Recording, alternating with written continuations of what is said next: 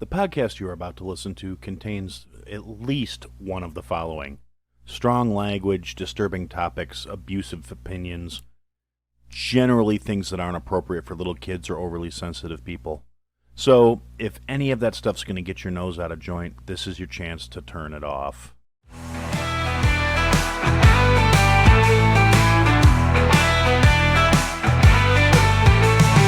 Feelings don't matter, so brace yourself tight.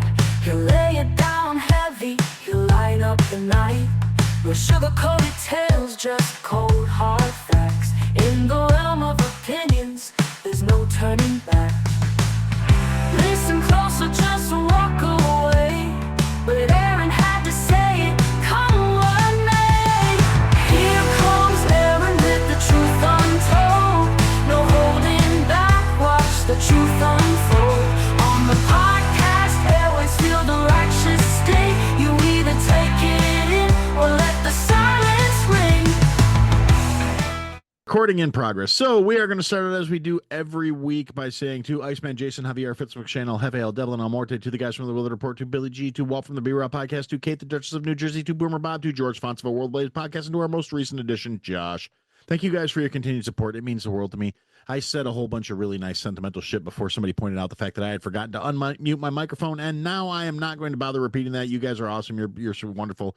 You're smarter. You're more fun to be around. You're better looking. You're good dancers. You all have wonderful rhythm, and I assume that you all have very healthy colons. I don't fucking know.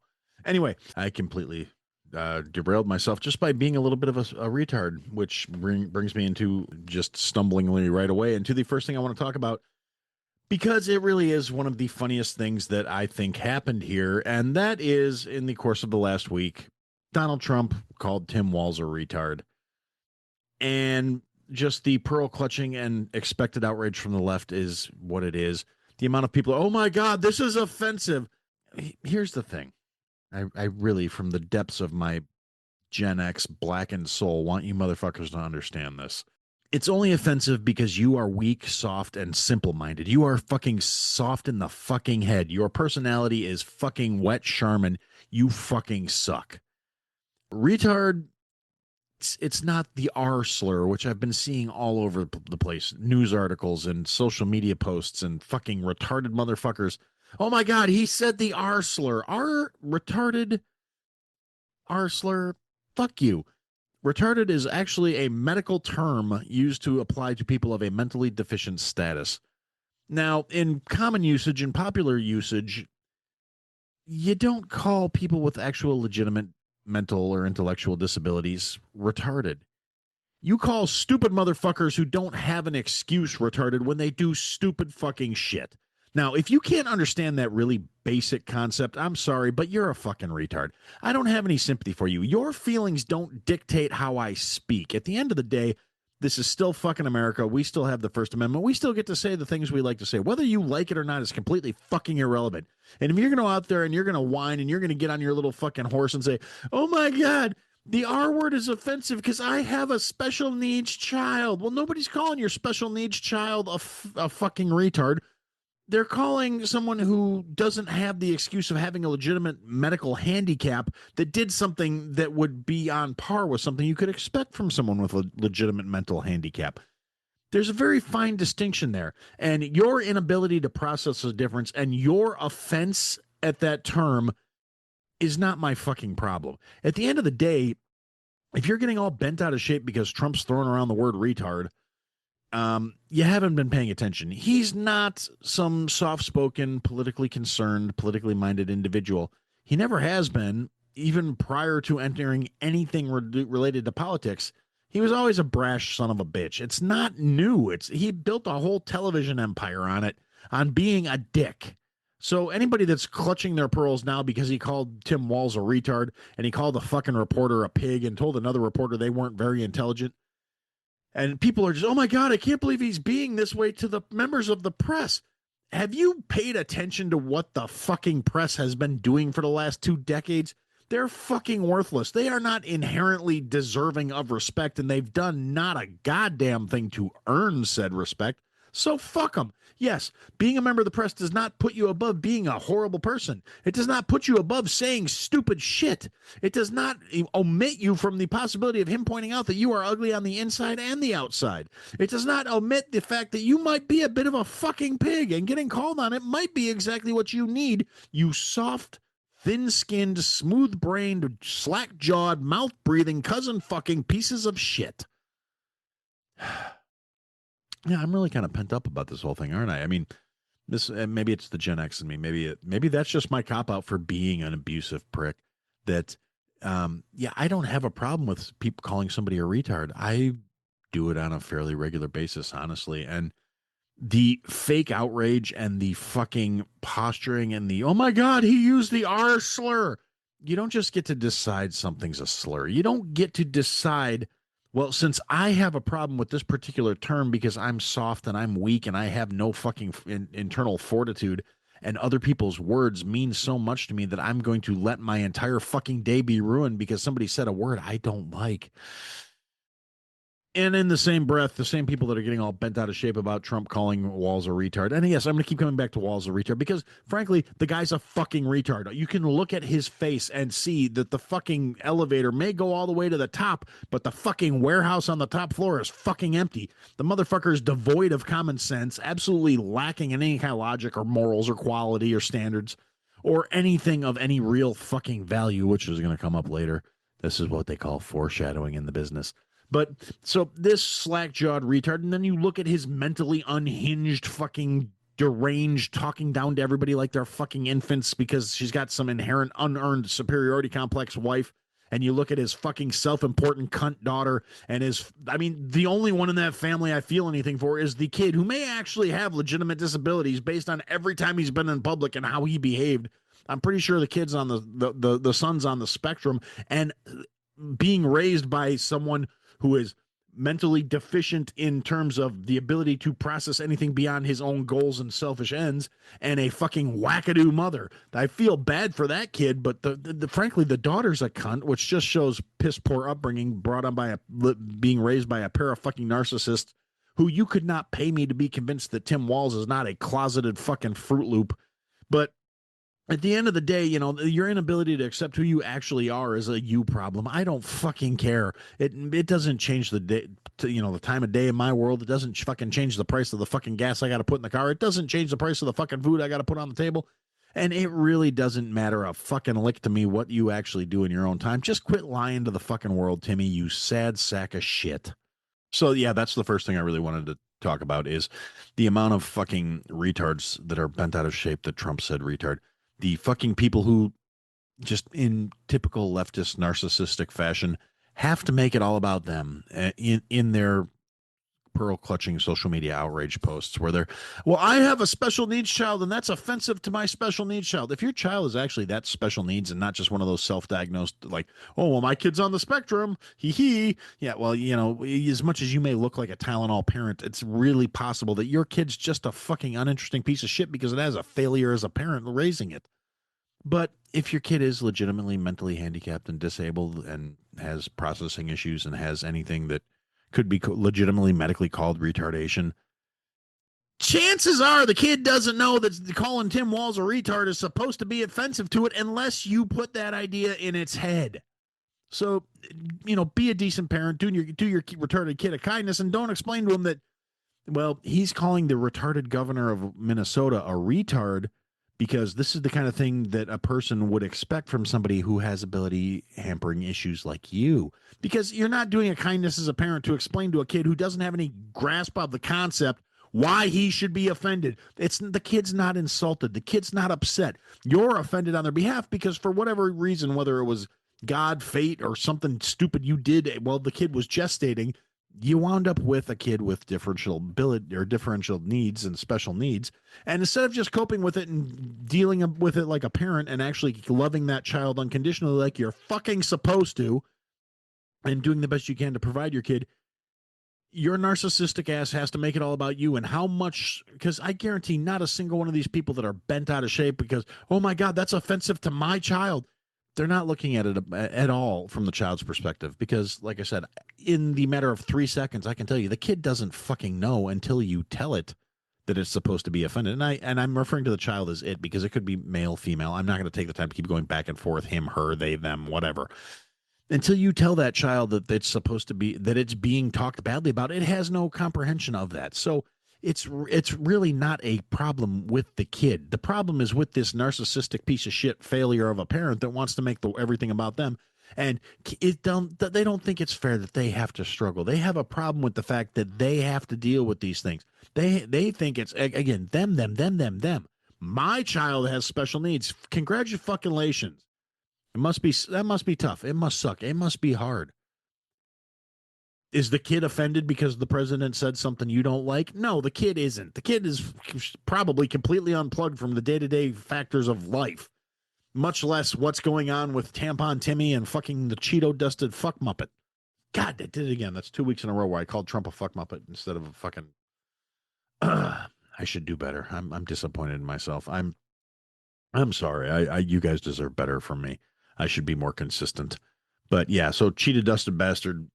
My bad. So anyway, so moving on from Tim Walz for the time being, we're going to go now back to talk to, oh God, fuck, what's his name? Mark Kelly, the fucking congressperson who's one of the seditious six and the one who's been the most vocal, doubling down on, military has a responsibility to do that. Now he's started to backpedal a little bit now that the fucking consequences of his own seditious actions, which no matter how you want to try and spin it, well, we were just saying that they don't have to follow unlawful orders. No, what you were trying to do is you were trying to imply that Trump's orders were unlawful because under further questioning, both Slotkin and now Kelly have admitted that not a single thing that has been ordered by Trump has technically been illegal. Now, even with all the activist judges overstepping their authority, trying to rule through judicial writ and override the office of the president, because that's what happens when you have a bunch of unelected, appointed, lifetime appointees that are partisan hacks. That's going to make a much stronger case for when you get some fucking stupid, brain-dead, fresh meat right out of the fucking boot, jackass fucking teenager who's, these are the people my parents look up to, and they said Trump's following illegal orders. I know I shouldn't have to follow him. And the worst part about it is, and all these stupid things, oh, well, we got your back. If we're going to be here for you. The congressional assholes don't actually have any fucking authority to defend those soldiers. The Universal Code of Military Justice isn't anything that Congress has any authority over. It's not anything the Senate has over. It's simply put, them saying they have the backs of the soldiers is going to be a case of when some moron finally decides to disobey orders and gets run up on a fucking court-martial. All these former intelligence agents and former military people are just going to be like, hey, sorry, thoughts and prayers. We got your back, homie. Good looking out. And that's going to be it. They don't have any authority where they can come to the defense of these people for not following orders. Furthermore, they're instilling distrust in the chain of command. They're undermining the chain of command, which, as former military people, they should be well aware of. And the former intelligence officers are definitely aware of, because that's the kind of shit they use to destabilize countries. I mean, this is literally color revolution shit. This is right out of the fucking communist playbook. This is exactly what went down in China with Mao. This is not anything that anybody with more than an iota of understanding of history or fucking, actions of prior regime changes should question. It's just a case of it is what it is, and these dumb motherfuckers got caught, and now Mark Kelly's backpedaling saying, well, no, Donald Trump didn't. We're basing this off of things he had said in the past that he would do, and nothing he's done yet has been bad, because, frankly, I found out after the fact, something I didn't realize last week, where I thought he was just being the most verbose, and that's why he was the one that Hegseth said they might be looking into. Actually, the thing about it is, out of the seditious six, he's the only one who actually went full retirement out of the military. Everyone else did a hitch, did two hitches, whatever. And, one and done, two and out, whatever, however they served their tours. This is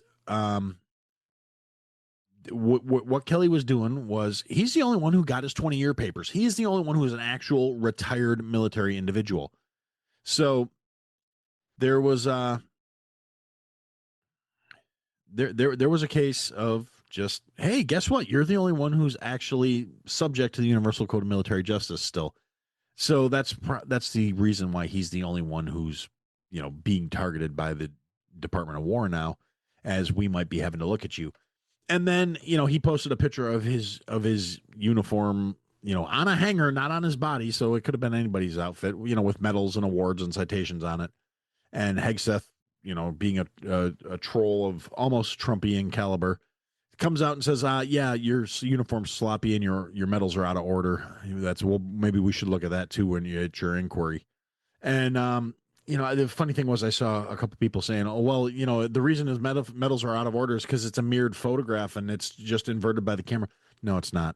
That's the problem with that, is you can look at where the shoulder epitaph is and where the buttons on the collar are, and you can see the medals aren't out of order because the shirt's inverted. The medals are out of order because they're out of fucking order, because it's a sloppily put together shirt for a photo op that was not a good thing.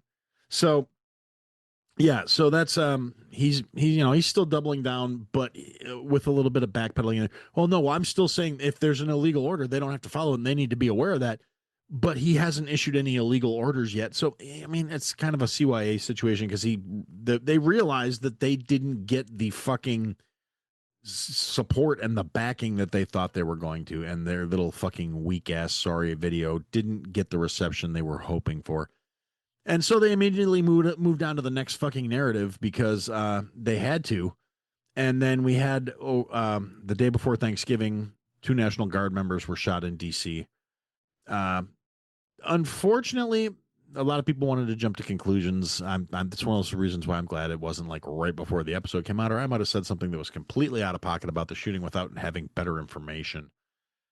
And there are a lot of interesting theories floating around tied to that, up to and including the fact that, so one of the phrases in the Seditious 6 video could have been an activation key for a fucking sleeper cell that could have led to this act of violence against the guard. And Eliza Slotkin going on the news and in the video basically demonizing troops, in saying that troops could be activated against American citizens, could have actually inflamed the situation. Turns out the shooter is a person who came in here during the botched Afghan withdrawal, one of the 150,000 unvetted Afghanis that were brought in under the Biden administration, who swore up, down, left, right, and sideways that these people were vetted. But the problem with that is, first off, for them to be actually vetted, you'd have to trust the information you're getting from the Taliban, who is the acting government of Afghanistan now, which is probably a bad idea. You don't really want any vetting from them.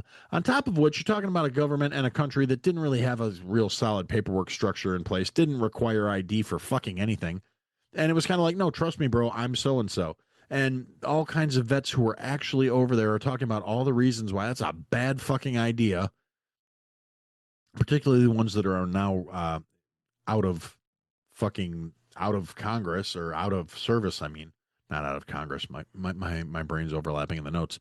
So that's these 2 National Guard members get shot. One was a 20-year-old girl. I can't even say woman. 20-year-old girl, not even old enough to have a drink yet legally, and then a gentleman. They were shot. She passed away, unfortunately. Last I heard, he's still in critical condition. He's still alive. So that happens, right? Day before a holiday, 2 National Guard members will not be going home to their families for the holidays, not because they're deployed, but because one's in the hospital and the other one's in a box. And it's a fucking shame, and it's a tragedy. The left immediately pounces on this narrative that, well, if they hadn't been deployed by the president, they wouldn't have gotten shot. Again, completely ignoring who did the shooting, what the motivations behind the shooting were, which that's up for some debate, whether it could be that, because it's an Afghani national who was there and saw 2 guards that he wanted. So yeah, this motherfucker, Afghani that was supposedly brought in because he was a translator or some shit. And these were supposed to be the people that were our allies, and they're still attacking our soldiers in our streets. And there's 149,999 more of these motherfuckers running around our country somewhere, thanks to the Biden administration.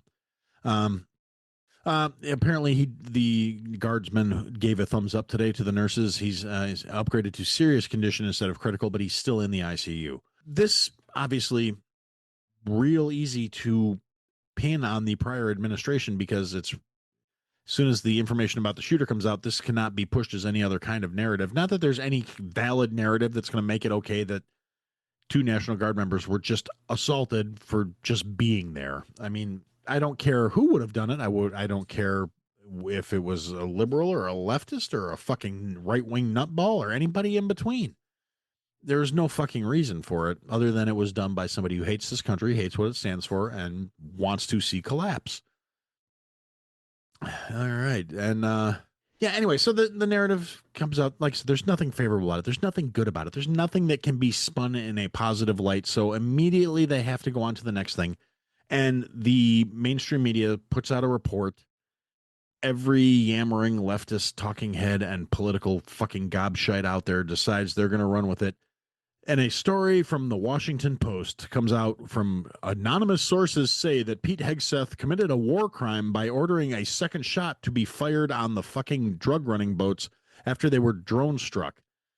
And that's a war crime because you can't fire on stranded, sailors or, men that can't fight back. They're not combatants anymore at that point. So it becomes a case of realistically, and I'm trying to kind of focus on how I want to phrase this because there's a certain degree of truth to the rules of engagement are you're not supposed to fire on people that have surrendered or people that do not have the ability to fight back, and that would constitute any sailors whose their vessel was destroyed and they're stranded in the fucking water.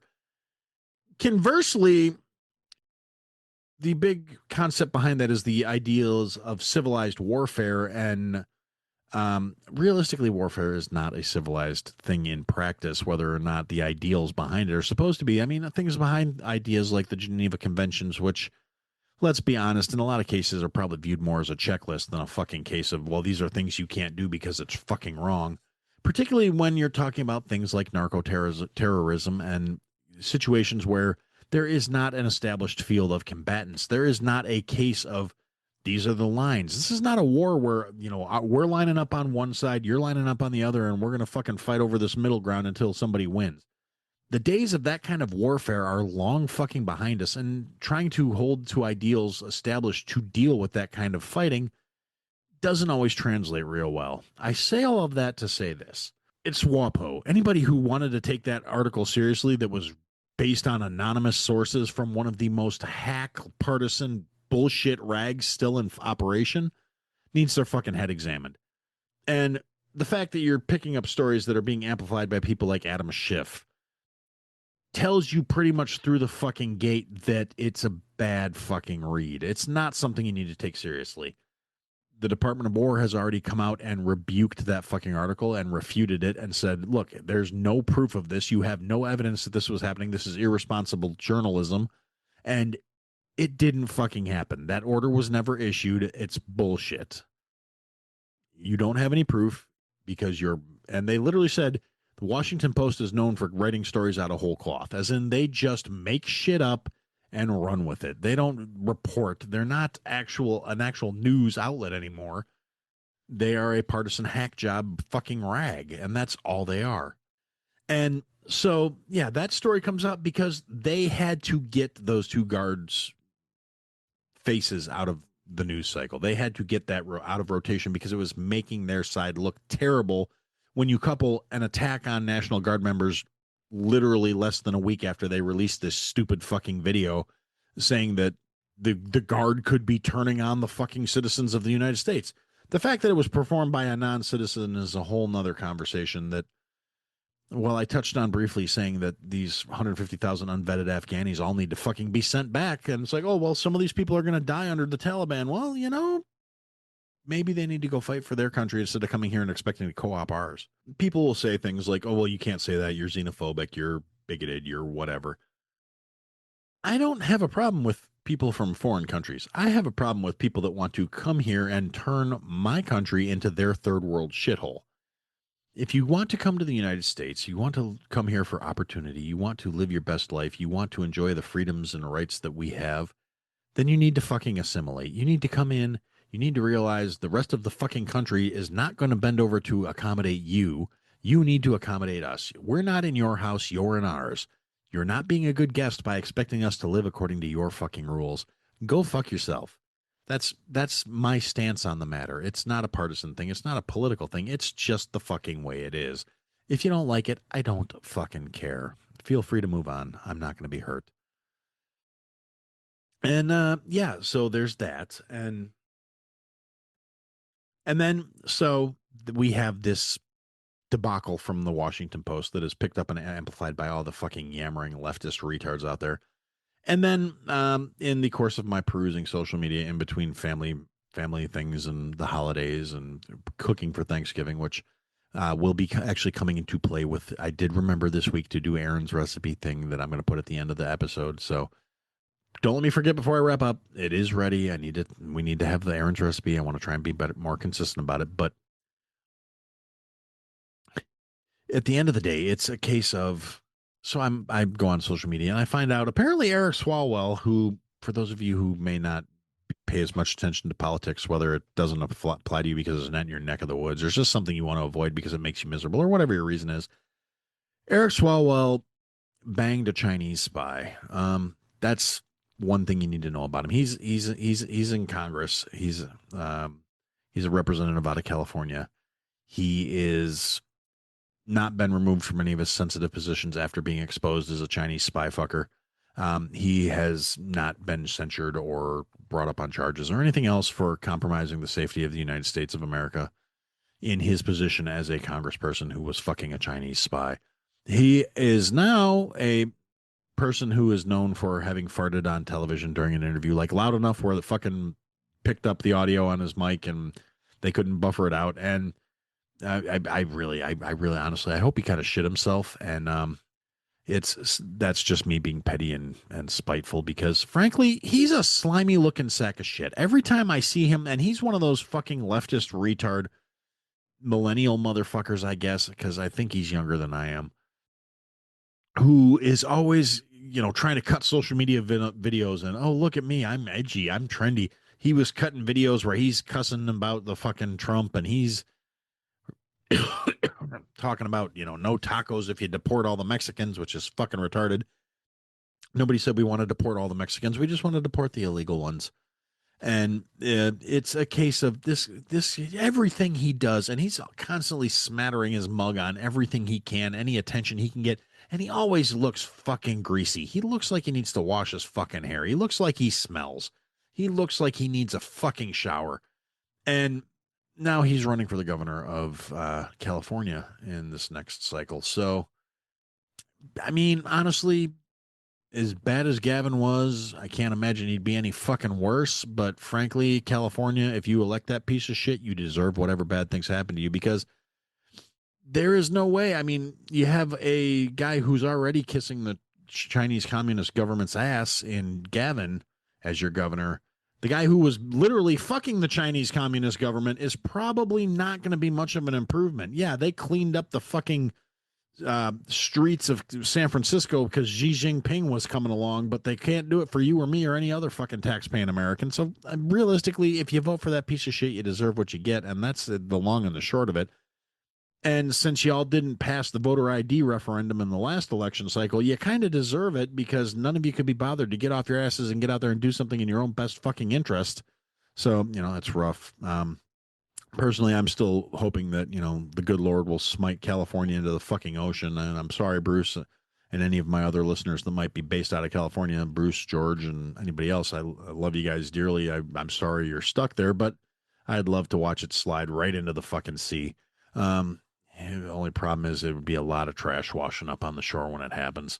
So that being said, yeah, so all this ridiculous noise comes out to get rid of the fucking noise coming out about the things people in this country should actually be pissed off about people that signed up to volunteer and serve their country being assassinated on the streets for nothing other than being there. It's fucking sad. Well, Bruce will be all right. He says he's going to have beachfront property if the rest of the fucking California slides into the sea. So that's great. I'm glad. That makes me happy. But anyway, so and then the problem with, again, this Afghani national who was in here basically illegally. He was never vetted. He was never cleared. He didn't have any kind of paperwork saying he was supposed to be here. He just came in on the fucking exodus out of Afghanistan during the fucking botched withdrawal. And it's a case of like I said, the fact that he kind of made it a Aloha snack bar situation, and the Islamic militants they're at that stage now where they're starting to feel secure in their numbers, where it's gone from you're Islamophobic if you say anything about what we're trying to do to now we have the position of power and you're going to fucking do what we tell you to. And that's a problem. It's not fun for anybody. It's not going to end well because honestly, there was a time when I believed if there was actually going to be conflict on American soil again, it was going to be a case of left versus right. But I think that was when I was a little younger and a little more naive. Primarily more that, like I said, the left is a lot more comfortable perpetrating violence in small situations. They're still being violent in interfering with ICE raids. Their protests are still getting unhinged. They're still assaulting people whose ideas they don't agree with. They're still excusing violent acts out of criminals and saying that they don't need to fucking prosecute actual criminals, but if you defend yourself, you need to go to jail for the rest of your fucking life. We still have situations where criminals are being painted as victims and the victims are being painted as fucking suckers for being in the wrong place at the wrong time, and God forbid you try and defend yourself, then you're a bad person for wanting to keep what you earned and for fucking valuing your life more than the other person.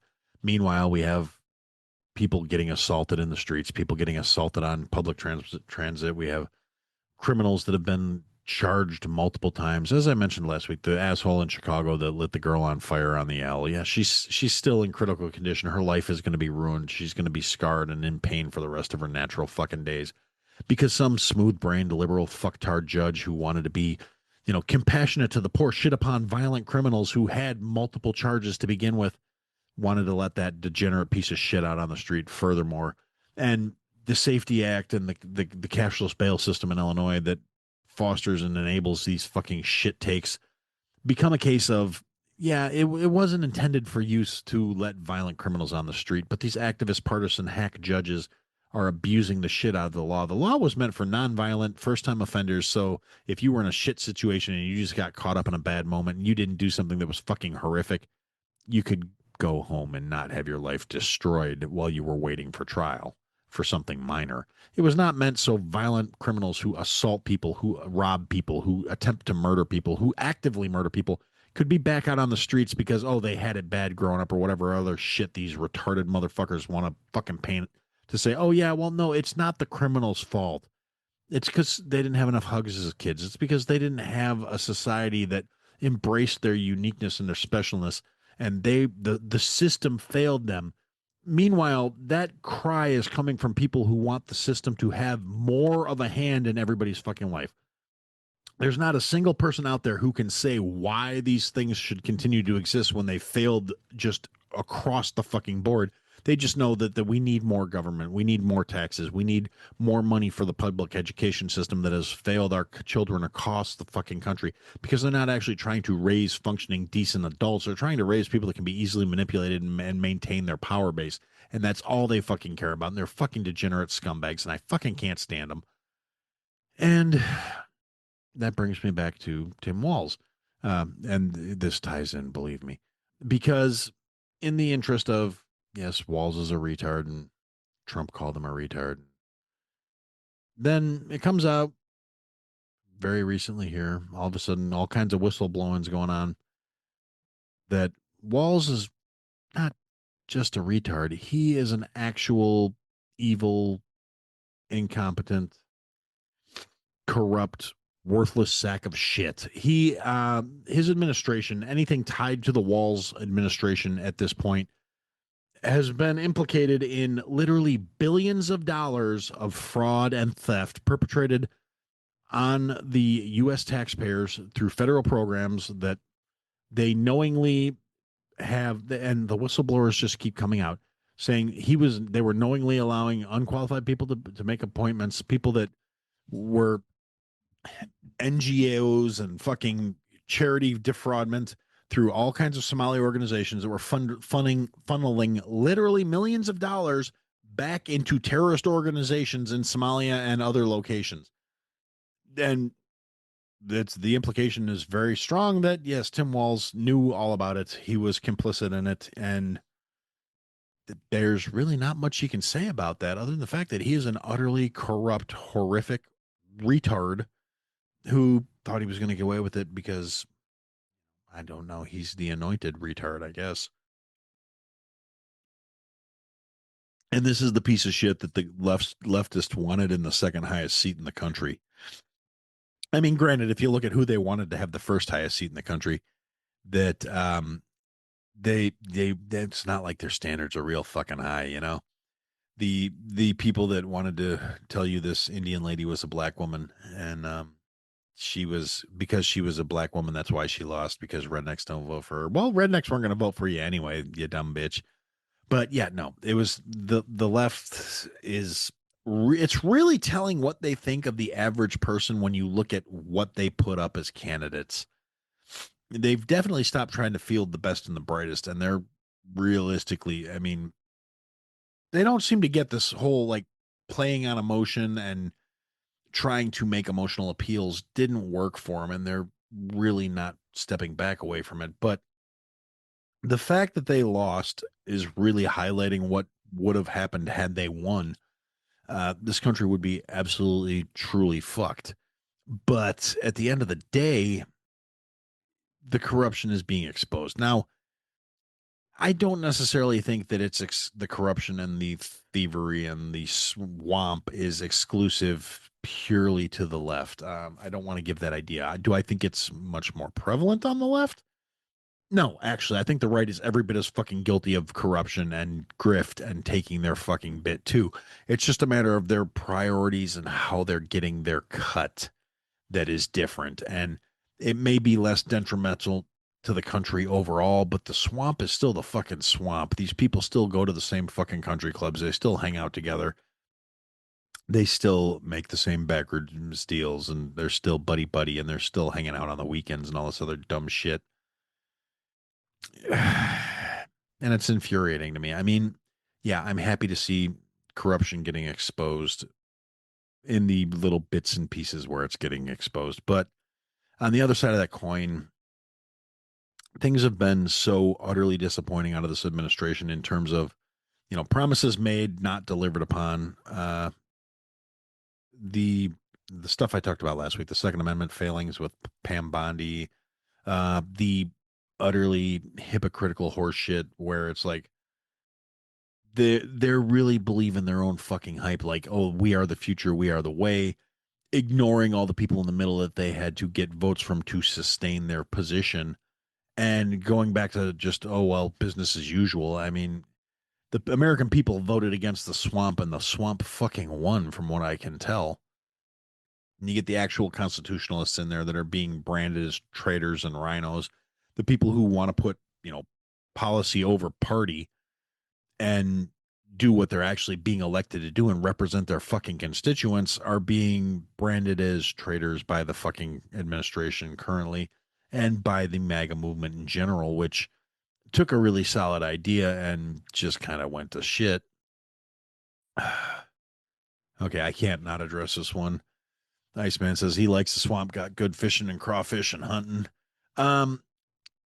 I'll give you that one. I've never really gone fishing in the swamp. I've gone crawfishing. I've shot a few things in the swamp, but yeah, never went fishing. So I'll take your word for it. But that's not I'm talking about the one in DC that's just full of corrupt motherfuckers and envelopes and fucking, congressional aides fucking in fucking meeting rooms in Congress. That swamp, Anyway, yeah. So like I said, billions of dollars funneled through Somali NGOs. Massive degrees of fraud where it's not like it was just a case of, oh, well, we, fraudulently applied for this number or whatever. It was charities for things like autism, where literally all they had to do to get more money was say they were treating X amount of autistic children. No records, no proof, no evidence that they were doing anything to actually treat these people. No vetting, no securing actual information. Just massive amounts of, a resettled population that were transplanted and plugged into the middle of fucking Minnesota to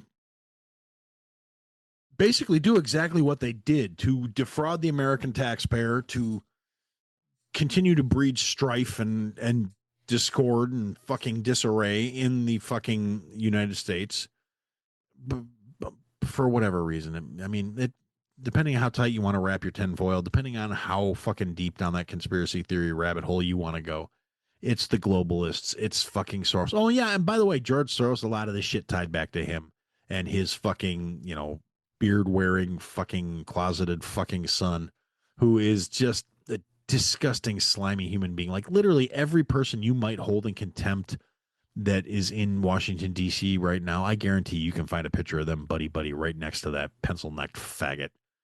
Ooh, I'm sorry, I wasn't supposed to say that. Ooh. Yeah, no, that came out harsh.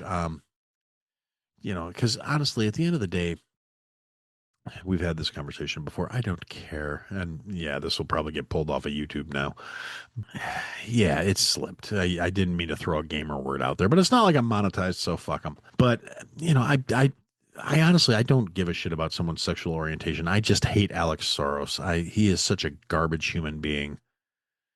It's just infuriating me that the fact that he gets to exist bothers me. I mean, I'm just trying really hard to think here of anything he's done of redeeming factor. He's born into a fucking fortune, raised by a un-American anti-American. He's not. He's never been an American, so I can't really call him un-American. He's a friggin' foreigner. But a father who has pretty much actively been campaigning against the fucking interests of this country his entire fucking adult life. And it frustrates me that he's in the position he's in and still carrying on his fucking Sith Lord looking father's work of destabilizing this country to serve whatever globalist horseshit initiative they fucking believe in. And the fact that we as a population allow it, it's just infuriating to me. And I don't want to go down my conspiracy theory rabbit holes and just be all crazy. But at the end of the day, it is what it is. There's conspiracy theories, there's spoilers. Which one is this? The guy's trying to actively destroy the country. The only reason they're allowed to get away with it is they've got people from both sides of the aisle in their fucking pocket. I mean, and the worst part about it is when you do the whole follow the money thing, there's a lot of good social media accounts out there. There's people that are smarter than me, that are better than me, that are doing these things that will run down the fucking numbers, show you the receipts if you ask for them, that just prove a lot of what they're doing is being done with our money.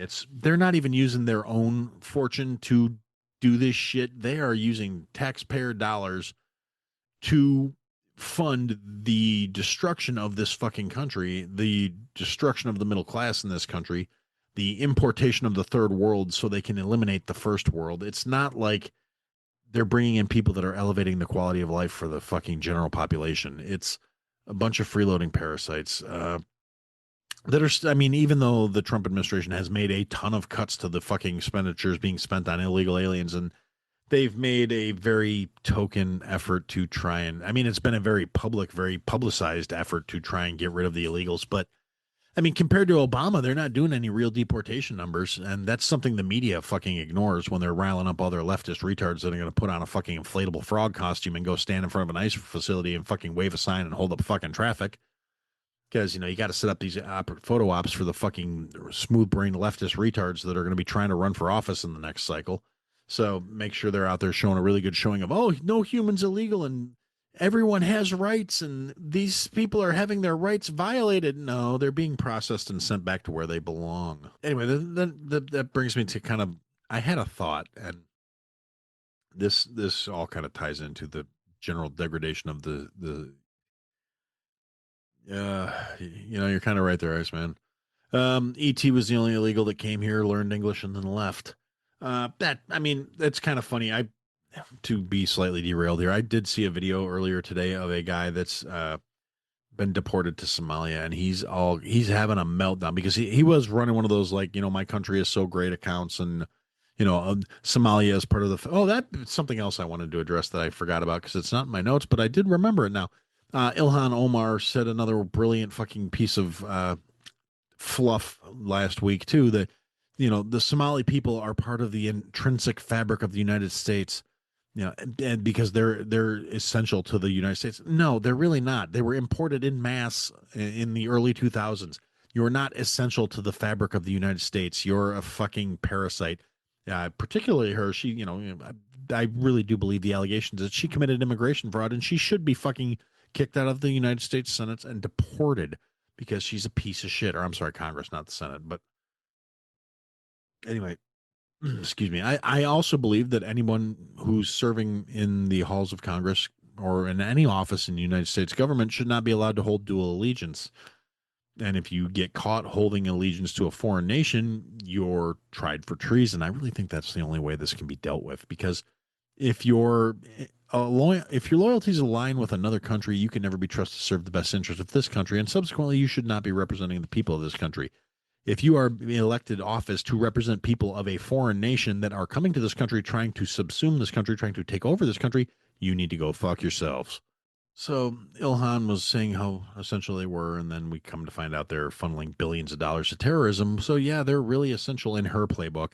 I hate that broad. I loathe her with the furnace of 1,000 fucking suns, and she's not even at the top of my list of people I can't fucking stand. She's definitely on that list of people I wouldn't break if I saw them crossing the street. But that's a conversation for another time. But yeah, so anyway, so I had a thought, and it kind of ties into this because I was thinking about, how did we get here? How did things get this fucking off the rails? How did we get to the point where the country is so divided that there are so many whining, entitled, just unrealistic retards out there running around, just they can't produce, they can't contribute. I mean, that's one of those reasons socialism is getting very popular amongst the overly educated idiots that are out there, the fucking people holding $190,000 of college debt that think they deserve $26 an hour for pouring coffee into a cup. The fucking purple-haired land whales that are out there talking about they don't have to identify as what they were born with. The fucking smooth-brained retards that are easily manipulated, the educated idiots, the useful idiots of the fucking color revolution. How did these dipshits get to be so them? And a thought popped into my head, a phrase that I've heard for a significant portion of my life. And unfortunately, in a lot of ways, it's very true, particularly in academia, particularly today. And that's the phrase, and I spent a lot of time disagreeing with it when I was younger, but as I've gotten older and more jaded, and I don't want to say more realistic, but more suspicious of certain things. And the phrase is, those who can do, those who can't teach. Now, when I was younger, I come from a family where I have a lot of educators in my family, and I kind of took that as a fucking slight without merit, saying, just because people are teaching things doesn't mean they can't do other things. But there was a time where it was a case of those who can do, those who can do, and those who can't teach. But it didn't have the same context as how it really applies today, I think, because there was a time when you learned your craft, your trade, your whatever, from people who were accomplished in said trade or craft or field. And it wasn't that they can't because they were unable to per se. It was more like those who can do in terms of like physical type stuff. People who couldn't, it didn't mean necessarily that they were not able skill wise or things like that. It was more in reference to when we were a more physical society. It was originally meant more as like, warrior culture, fucking farm culture, fucking mechanics, things like that. You did well you could. It originally meant you did well you could, and when you no longer could do, you passed along your knowledge to the next generation to build upon that and to create more people that were competent and capable. I don't think I really necessarily understood the difference when I was younger, when I was getting offended on behalf of family members that I had that were teachers, because, and I'm saying this as someone who is, I'm not nearly as close with my family as some people are. We disagree on a lot of things, a lot of politically, a lot of, you know, spiritually, a lot of intellectually. We disagree on a lot of things. At the end of the day, you know, I'm not necessarily over concerned about the bonds of DNA, other than trying to make sure you shouldn't be putting out inbred kids with eyeballs that are touching. But at the end of the day, there was a time when you were being taught by people who had real world experience, people who they were doers. They no longer could do, so they taught you how to do what they did. It wasn't a case of these were people with no actual real world experience. These were people that were purely intellectuals. These were people that whose entire career was in academia. These were people who existed in a field that only had a place in teaching that field to other people. When we started creating a culture where academics were not expected to be subject matter experts because they had actually gone out and lived it, but it was just because they had studied what other people had done. Other people have seen. When you're coming from a place of purely theoretical, purely intellectual exercise, you're never going to actually be as competent as someone who's out there doing it, dealing with it, things like that. That's why, like, in a line of work like what I do, you're not going to find any culinary school in the fucking country that's going to hire somebody as an instructor who has purely theoretical knowledge. They're not going to hire inexperienced people who say, I went to culinary school and now I'm qualified to teach these same exercises, principles, and ideas to the next generation of chefs. Whereas in modern American academia, and pretty much anywhere in the Western world, because we're the only ones that have academia, let's be honest, if you're looking at some third world shithole, they don't have a lot of colleges going on for them. And it's a case of, yeah, so we have these situations where it's somewhere along the line we decided the intellectuals should have way more pull than they actually merited, because we started giving way too much credence to the ideals that an education automatically somehow made you an expert, and going and getting that piece of paper somehow made you anybody that was worth fucking listening to. And there was way too much of an emphasis on that. And, I mean, there's people out there, oh, well, they blame the boomers and they blame. Well, and there was a time where that was a legitimate thing, where to get farther ahead in life, you needed to have that collegiate education. But that's when it was still teaching practically. It was still bringing in subject matter experts to teach that subject, not to politicize your children, not to indoctrinate your children, not to preach false ideologies that were created by other intellectuals who had never actually been a contributing member of the real fucking world, which is why Marx is so popular with him. That lazy, worthless, parasitic sack of shit is revered by academia because a lot of liberal academics aspire to be lazy, freeloading, parasitic sacks of shit who are lauded for their intellectual superiority for saying shit that doesn't actually work in the real fucking world. And I think we're seeing ripple effects of that. I mean, the ongoing dumbification of fucking America is not showing any signs of slowing down. I had a little hope when Trump decided when he ran on dismantling the Department of Education, which at the end of the day, 2026 is right around the corner. The Department of Education is still fucking up and running. He brought in Linda McMahon to oversee it, which I'm still waiting for somebody to get put through a fucking table. It would make me happy in a lot of ways. At the end of the day, but these self-important intellectuals, their knowledge, their experience in the real world is 110% theoretical. It's not based on any practical application, which is one of the reasons why they have to keep trying to push it and say how important it is for everyone to be involved in it, because it's the only way it will sustain them. It's just a masturbatory, self-serving fucking clusterfuck of a system, and it needs to be fucking burnt to the ground. Now, on the upside, we're seeing a whole nother generation that's leaning into trade school and realizing that they don't really have to worry about AI taking their jobs when it comes to, being a fucking plumber and things like that. So it's kind of heartening to see there may be a chance that there's a crack in this fucking wall. And honestly, at the end of the day, there are plenty of people out there that have really great theories on how we fix the broken educational system in this country. I have my own theories. I'm not going to go too deeply into that right now because I still have to talk about a recipe for you guys. And I'm going to do this recipe because I was thinking about it. It is the holidays. We're going to be festive. I'm assuming, like most of us, you probably have a bunch of leftovers from Thanksgiving. So what I did was I went ahead and I said, you know what? I'm going to do a recipe for a turkey pot pie because it's a great way to use up fucking leftovers. And the idea I'm going to put forth here is a little different from what you're going to find in a typical pot pie recipe. First off, it's not going to be done traditional way. It's going to be, again, kind of a slow cooker thing. And this is just one of those things. It's over my career. It's been a thing. So say you got a whole bunch of turkey left over. You don't even really need to quantify it, but because, it's scalable and it's to taste.